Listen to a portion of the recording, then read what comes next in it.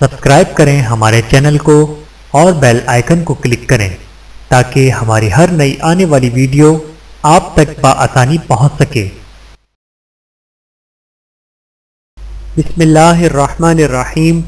6 انمول اشیاء میں مشغول رہنا کیسا ہے؟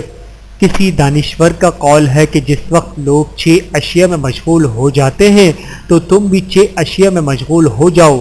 نمبر 1، جس وقت لوگ گناہوں کی کثرت سے مشغول ہو جائیں تو تم نیک اعمال میں مشغول ہو جاؤ۔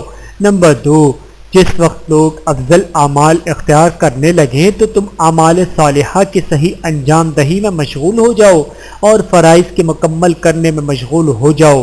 نمبر 3، جس وقت لوگ ظاہری اعمال کی اصلاح کی فکر میں مشغول ہوں تو تم اپنے باطن کی اصلاح میں مشغول ہو جاؤ۔ نمبر 4، جس وقت لوگ ایک دوسرے کے عیب تلاش کرنے میں مشغول ہو جائیں تو تم اپنے عیوب کی تلاش میں مشغول ہو جاؤ۔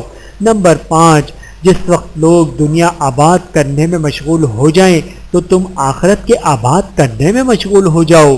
نمبر 6، جس وقت لوگ مخلوق کو راضی کرنے کی باتیں سوچ رہے ہوں تو تم مخلوق کے بنانے والے کی رضامندی کی تلاش میں مشغول ہو جاؤ۔ گناہ کے بعد اللہ تعالیٰ کے گناہگار پر 4 احسان۔ حضرت سعد بن بلال رضی اللہ تعالیٰ عنہ بیان فرماتے ہیں کہ جب کوئی انسان گناہ کرتا ہے تو اللہ تعالیٰ اس شخص پر 4 طریقوں سے احسان فرماتے ہیں۔ نمبر 1، اللہ تعالیٰ اس مجرم کا رزق بند نہیں کرتے۔ نمبر 2، اللہ تعالیٰ اس مجرم کی صحت خراب نہیں کرتے۔